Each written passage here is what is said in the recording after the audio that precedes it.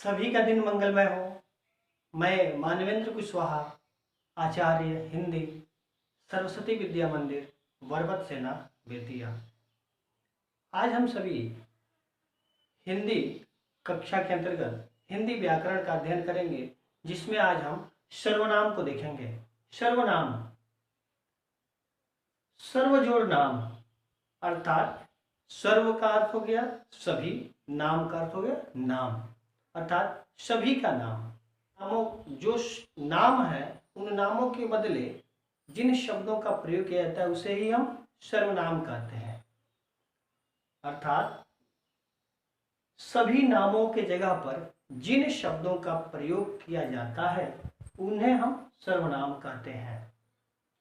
सर्वनाम की परिभाषा अब इस प्रकार से हो जाएगी कि भाषा को प्रभावशाली बनाने के लिए जो शब्द संज्ञा के स्थान पर प्रयोग किए जाते हैं उसे सर्वनाम कहते हैं।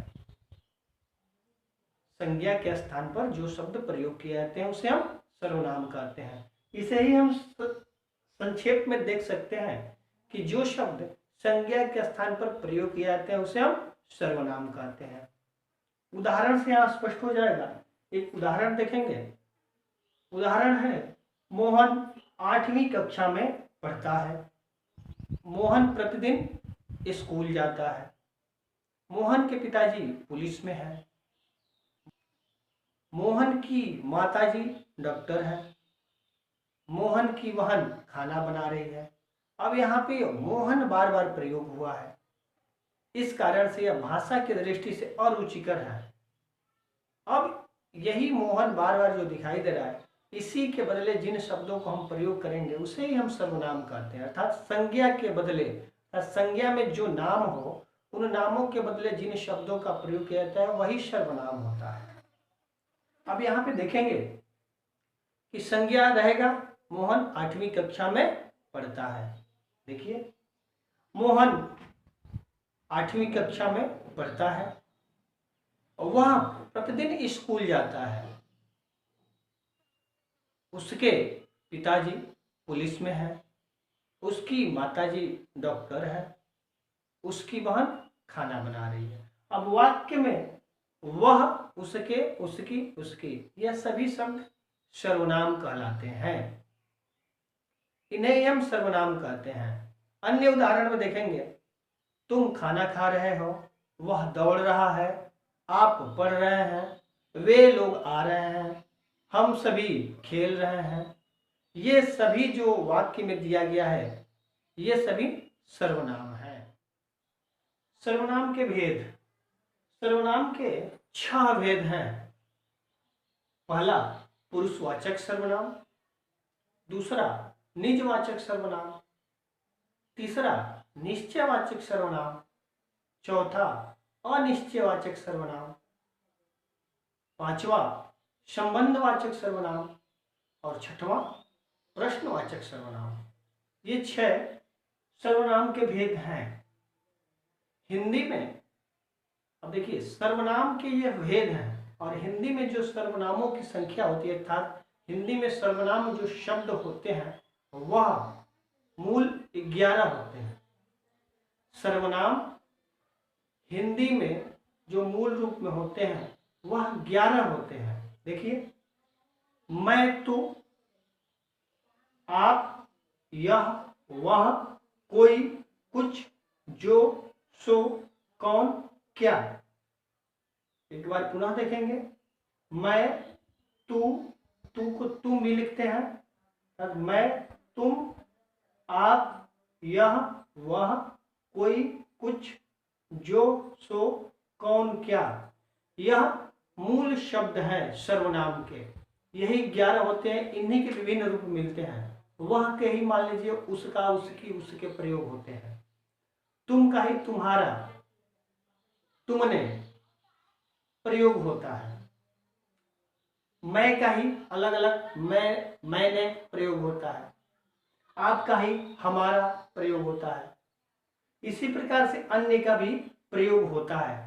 लेकिन मूलतः जो होते हैं 11 सर्वनाम, यही मूल सर्वनाम हिंदी में होते हैं। एक बार पुनः देखेंगे। सर्वनाम के जो भेद हैं वह 6 होते हैं।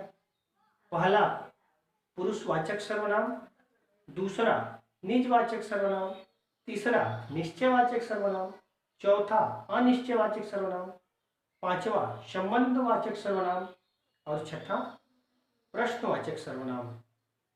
इनके अलावा हिंदी में कुल 11 मूल सर्वनाम होते हैं। हिंदी में कुल 11 मूल सर्वनाम होते हैं जो इस प्रकार हैं: मैं, तुम, आप, यह, वह, कोई, कुछ, जो, सो, कौन, क्या। यही सर्वनाम मूल सर्वनाम होते हैं। इन्हीं के रूपों को हम प्रयोग करते हैं। पहला है पुरुषवाचक सर्वनाम। पुरुषवाचक सर्वनाम जो सर्वनाम वक्ता अर्थात कहने वाला, श्रोता अर्थात सुनने वाला तथा अन्य किसी के लिए प्रयोग होता है उसे पुरुषवाचक सर्वनाम कहते हैं।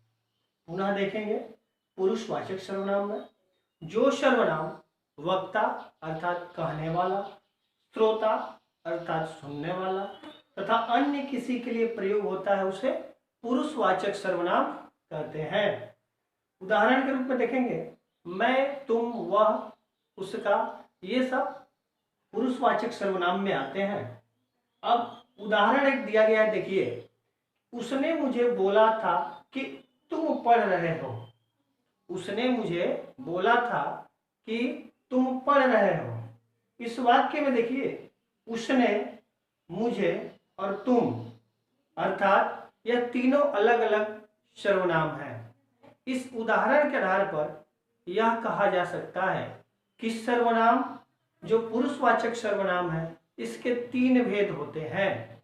पुरुषवाचक सर्वनाम के 3 भेद होते हैं। पहला होता है उत्तम पुरुष, दूसरा मध्यम पुरुष, तीसरा अन्य पुरुष। उत्तम पुरुष, मध्यम पुरुष, अन्य पुरुष। उत्तम पुरुष में देखेंगे कि वक्ता के लिए जिन सर्वनाम शब्दों का प्रयोग होता है, वक्ता के लिए अर्थात कहने वाले के लिए जिन सर्वनाम शब्दों का प्रयोग होता है उसे ही हम उत्तम पुरुष कहते हैं।